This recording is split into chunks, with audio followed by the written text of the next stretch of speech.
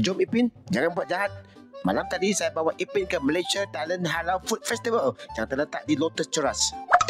Sampai je terus sebu mango juice. This was so good. Wah, ini kek lapis Sri Ratu. Tapi saya raja, King Kong. Kak, nasi kerabu ayam bakar tapau satu ya.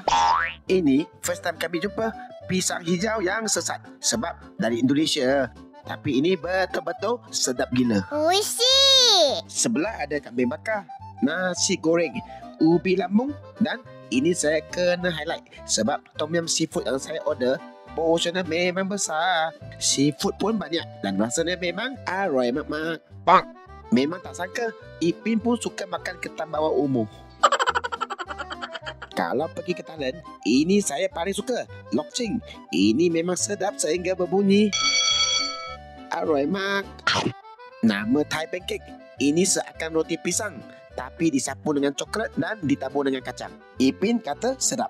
Ini rare bagi saya. Longan jus. Hari panas-panas, this is really refreshing. Tapi Ipin lebih suka Thai green tea. Dia kata manis pekat memikat hatinya. Labu. Bukan saja dimsum, ada juga coklat Dubai, buah-buahan potong, jeruk. Yang makan sampai gemuk boleh terus beli baju baru.